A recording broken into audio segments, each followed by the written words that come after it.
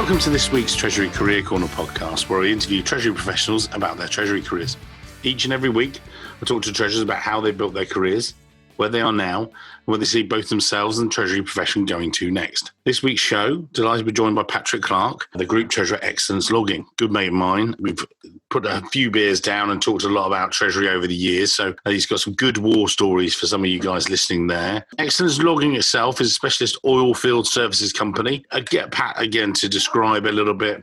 Founded in sort of 2015, benefits experience management teams, 35 countries, across the world. So you can do all that stuff, Pat. Let's go back to the beginning. Let's take you back. I apologise, guys. He's an Australian. We'll let him off with this. But take us back to the dim, distant parts of Australia and how you first discovered maybe Treasury, finance, and over to you, sir. Oh, hi, Mike. Thank you for that. Appreciate Yes, lived here 15 years, still haven't lost the accent, but no. I'll try my best to be coherent. I ask the interview question every time I'm hiring someone, how did you get into Treasury? And no one ever says they wanted to grow up being a treasurer. Yeah. Most people aren't even aware of the profession, I don't think. I actually started off, I did an economics degree in Adelaide where I grew up. At the end of that, I hadn't really planned ahead of what I was actually going to do for a job. I think like most young people, I just assumed somebody would hire me. And because I'd done economics, I thought, well, I'll do the Australian version of the civil service exam. So I did that, did very well, and then got hired at the Australian Taxation Office in Adelaide. And my job for the first 18 months was data entry for tax returns. Oh, wow. So I learnt the hard way. One of my first lessons is if you enter a job that you don't think it's what you're after, don't stick it out. The only upside I had was that's where I met my wife. So it had a beneficial side. After about 2 years, I'd had enough, and I just decided. I just looked up.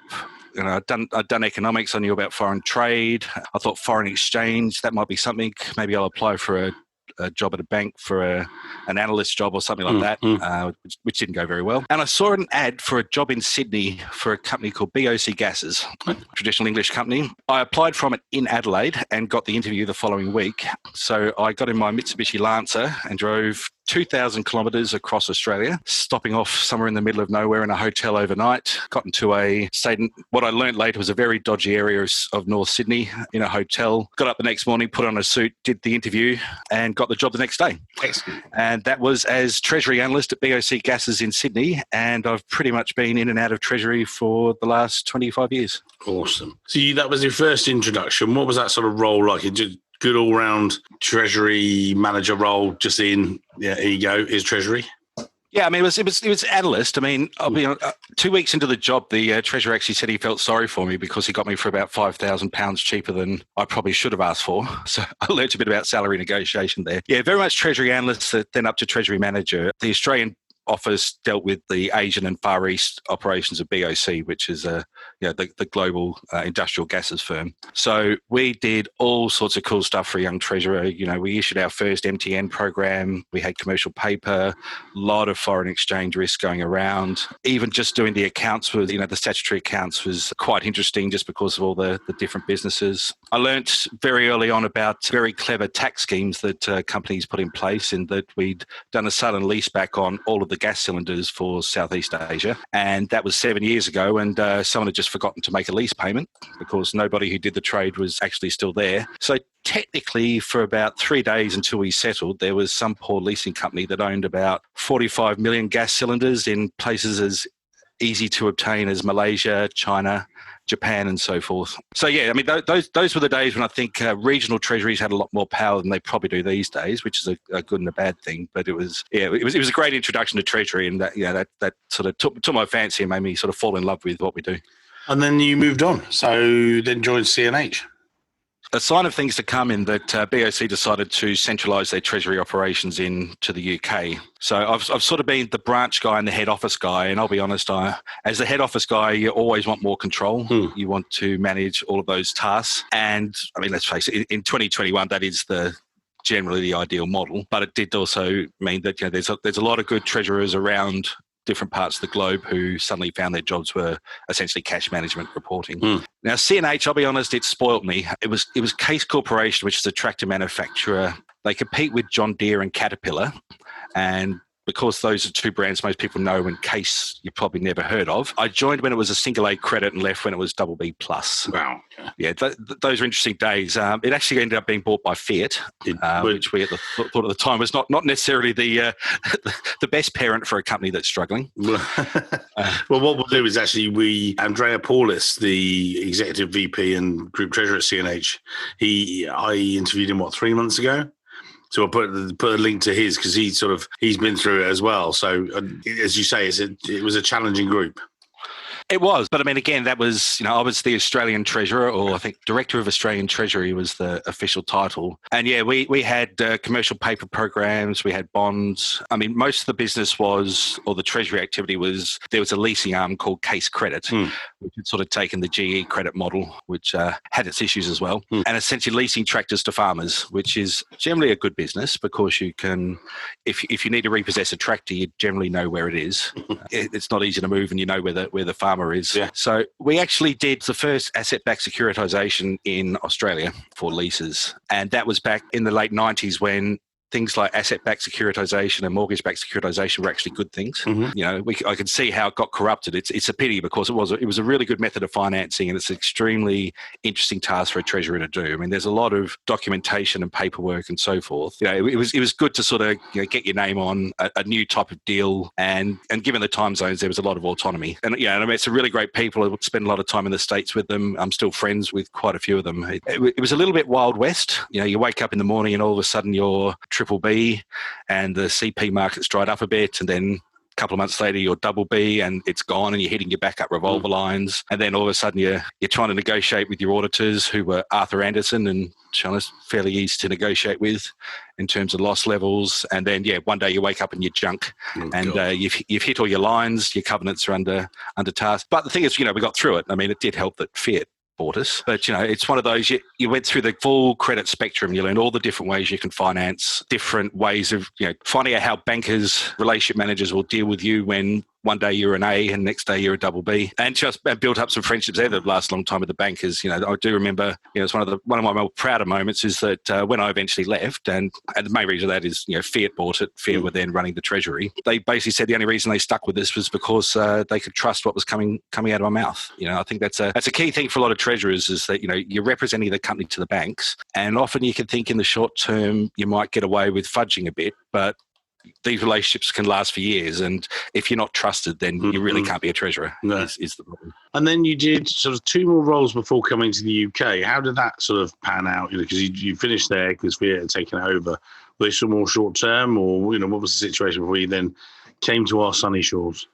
Okay, so the first one was career mistake 1. And I'll be honest, I don't think it's the same in 2021 in the UK, but I worked for a supermarket retailer called Woolworths, which wasn't connected to the one over here. And treasury in a supermarket is very boring. Essentially, all the cash comes in on the weekend. You have to organise the armoured trucks for the collections and so forth, but you generally know what the cash is going to be. And in a country like Australia, not a lot of your products that are coming in are imports.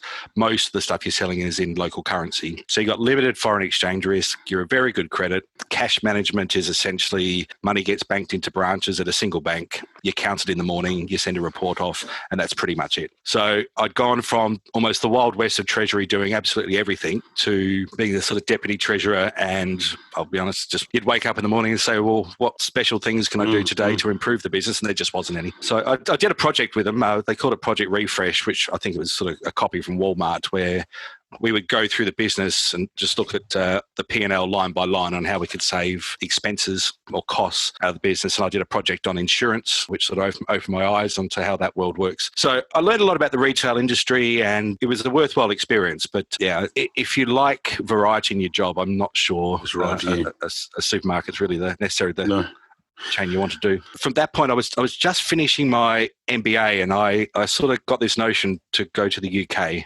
Ooh. Yeah, trying to think why. I mean, I think Australia's a great place to grow up. I really, really, I miss aspects of it, but it's just so far from anywhere. So growing up in Adelaide, which is the middle of nowhere, and Sydney's fairly, relatively exotic. But if you want to go on a holiday to just Bali or Indonesia or New Zealand, you're talking 6, 7, 9 hours in a plane. So I think it was all about the travel. I think my wife, I wanted to do that. So I decided to do a year at a company called Charles Parsons, which was a privately held firm. owned by the Parsons family, who the last 4 CEOs were named Charles Parsons. So it was, but yeah, it imported fabric and textiles for women's fashion. So that was a sort of an interesting bit. And so that was my first group treasurer role of actually being the guy in charge. And I think that gave me, you're on the pension fund trustees board, you're actually talking with the owners and the CFO and the controller and all those things. And I think that gave me the rounding I needed to be able to come try my hand in the UK and see how a newly minted MBA with various treasury experience would go.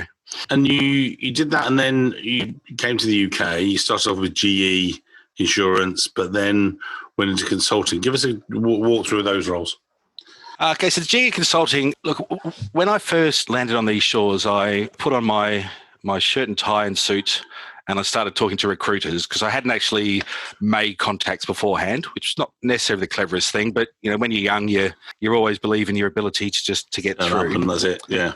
Yeah. And I think I've told you this many a time, Mike. Most of the recruiters I met basically said, what are you thinking? You've come from the colonies. There's no chance that you'll ever get the sort of job that you're expecting. Mm. And yeah, it was discouraging. And I think it was that the one day I met you, I'm trying to remember where your office was. It's always been Waterloo. So you're a revelation. You actually said, well, you've done this and you've done this. And yeah, these might not be within reach, but there's definitely opportunities to do things. So yeah. I think rather than tucking tail, I pressed on again. The GE job, it was a contract job. It was their insurance arm. That was kind of interesting. Met some good people, but it was essentially a cash management job, just sort of being used to pay the bills whilst I looked around for what was going on in the UK. And it lasted longer than planned. I mean, I got a little bit discouraged again in terms of just getting back to a group treasurer level job or getting back to a sort of more senior job. I mean, I was 30 at the time, going to 31, and I had 2 master's degrees and 6 or 7 years experience in treasury. I just sort of thought, that these sort of roles would come along. And, and there's reasons why they do and they don't. The EY consulting job, I'll be honest, I was 4 weeks away from giving up, and we were just going to pack up and head back to Australia. Tail between our legs, this didn't work all as planned. But yeah, fortunately that came along. And yeah, through them and then moving on to Accenture, I did 4 years of treasury consulting, which I learned a lot. There's up and downs with consulting, which we'll probably touch on later. Well, but, let's touch on them now. What's good about consulting?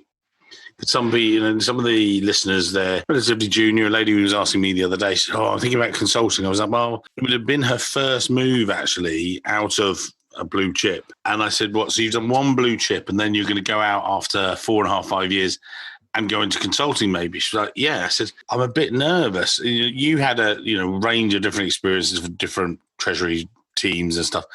She just had one. I said, look, the problem with that is people will say, well, so what have you experienced? What have you seen? And well, in the one place I've worked, this is how we did it. And I said, that I said, I felt she needs to do some more experience. That was for her. But what did you find about consulting? Was it about sales or what was it about and stuff?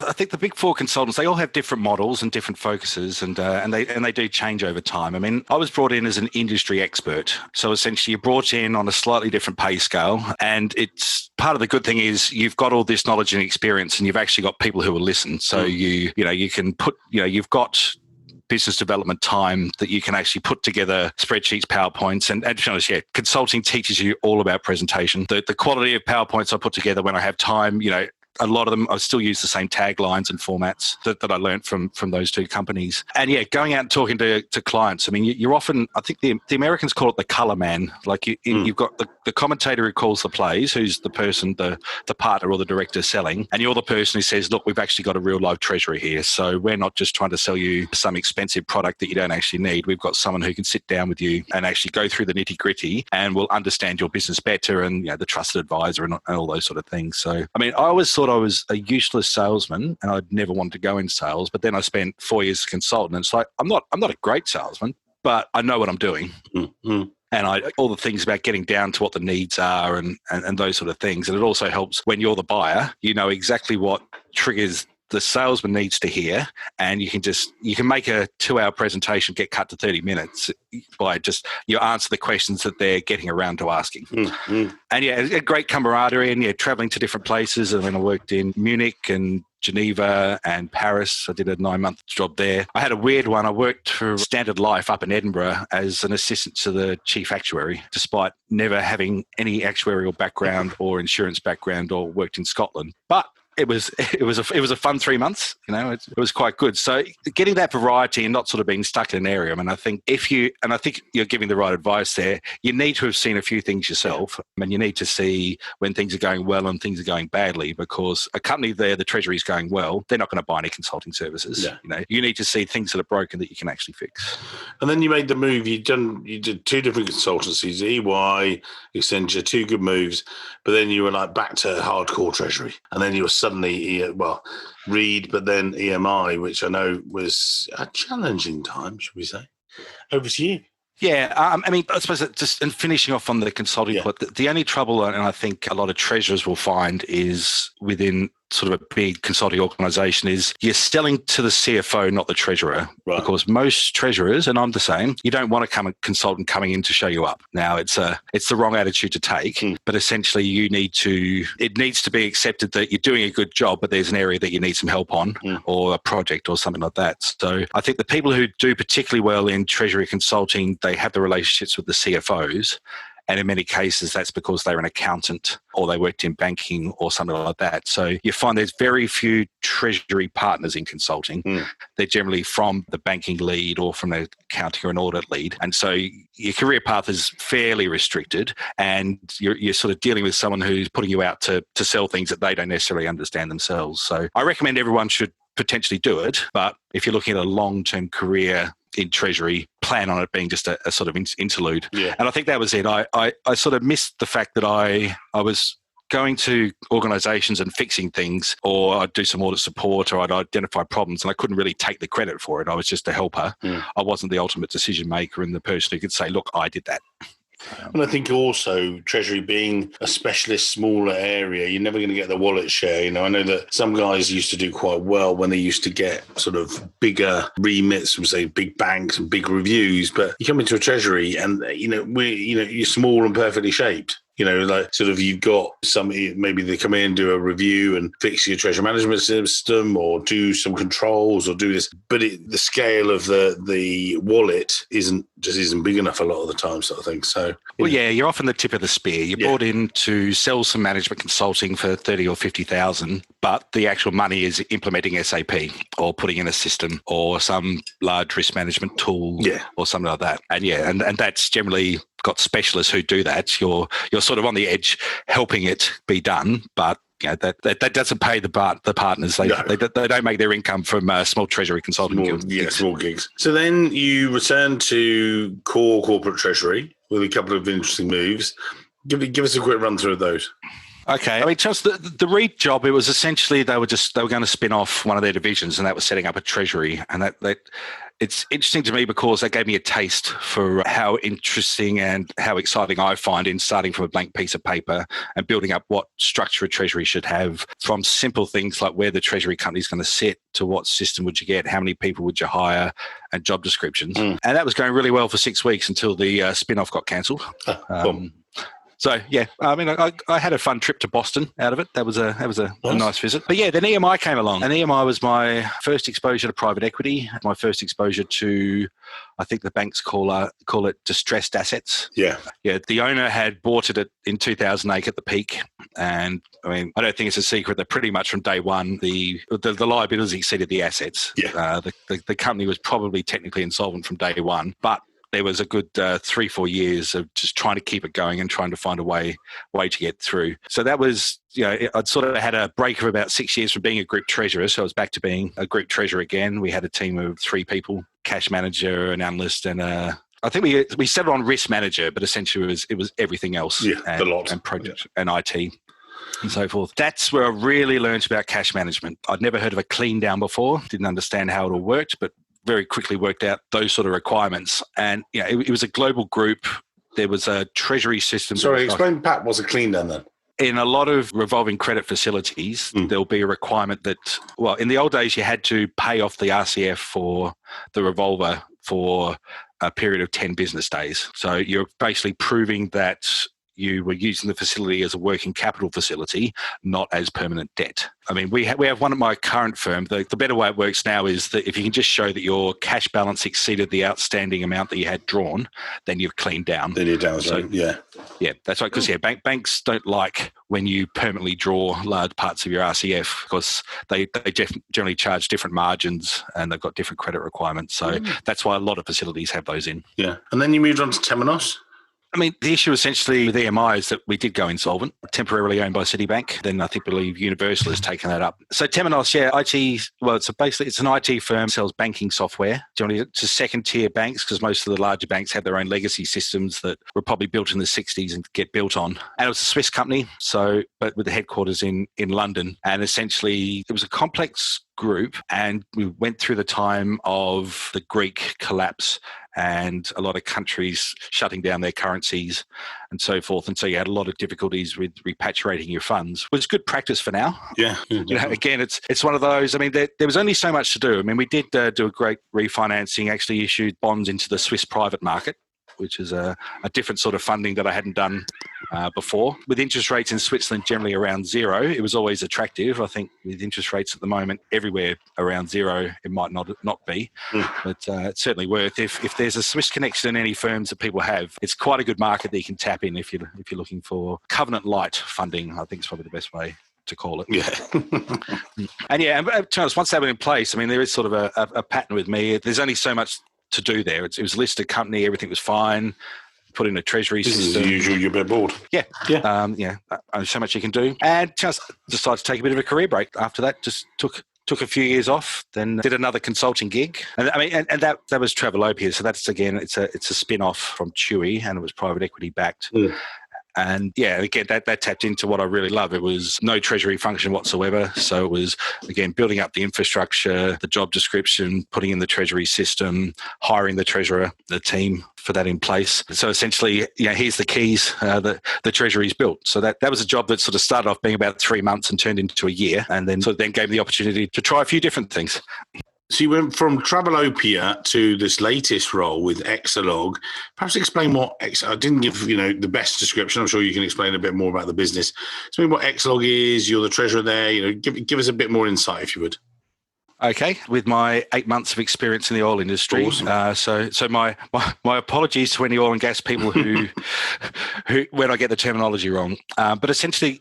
Oil firms, when they're exploring or they're producing oil, they outsource a lot of the functions to different firms. In our industry, the larger firms are people like Halliburton or Schlumberger. What we do is two main parts of the business. In terms of exploration, we set up cabins with lots of wires and sensors and so forth that go down an exploratory well, and we review what comes out of that hole, essentially looking at the substructure, looking at the various bits and everything else that you're extracting. Yeah, essentially. I mean, we're a bit like this, like a bit like S&P and Moody's for oil fields. I mean, we're essentially look what's coming up, and we're saying, look, if they say there's 10 billion barrels of oil, we'll say, well, based on the geophysics of the terrain, that is true. Yeah. We'll do a report. We also do something called well intervention or slickline, and that's essentially support for when the wells are producing. We will be looking at the drill bit and to the pipes that are going down. I mean, one of the cool things we have is, we've got software that we can tell you when your drill bit's going to fail, because obviously a multi-million pound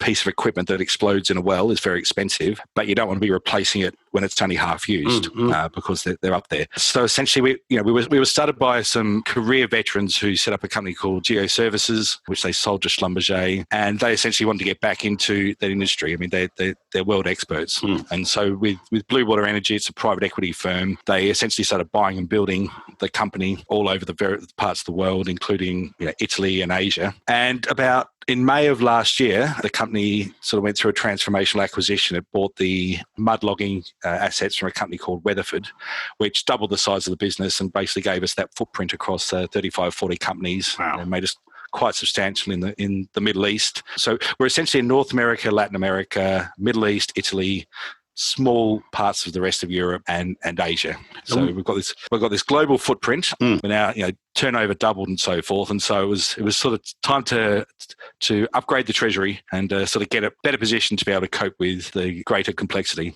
And when you did that, you knew it was coming along and stuff like that. What were you focusing on? Were you saying, right, actually, number one, different treasury system, or number one, we need more staff, or what was the sort of thought process? Because again, we'll have listeners today, similar situation. What was the key thing in the back of your mind? And again, maybe coming from your consulting days, knowing how to assess a treasury, what did you think? What did you decide to do?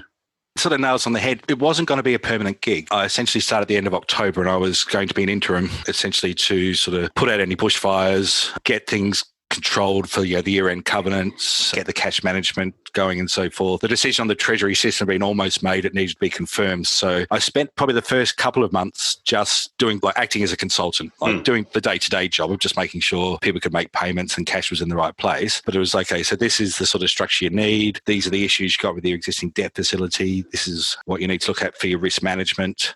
Things like that, putting together like a job description and so forth. And just we were interviewing people for the role at the same time. Mm-hmm. And it's just, this one's slightly off topic. It sort of came down to, I think there was just a really good cultural fit with the team that was there and the people I report to and so forth. So I think we all just came to the conclusion that whilst I was probably a bit senior for the role, for the size of the company, it was a good idea to have some certainty that I would be there for a period of time, and I was quite happy to sign up. And from then on, I actually then started managing the treasury as if I was going to be there. It's one of those, it wasn't like I was less diligent, but when you have to push these things through, you start focusing a lot more on your time frames and what the spend is and the budget and all those tasks. Get that done. To answer your question, the first thing was get the treasury system in place. There's still a few things we're finalising with that. Proper liquidity management. We had cash flow forecasting, but it was more, a lot of cash flow forecasts in companies that don't have a treasury, it's a bit more accounting focused. They'll be looking at weeks and so forth. We were probably giving too much information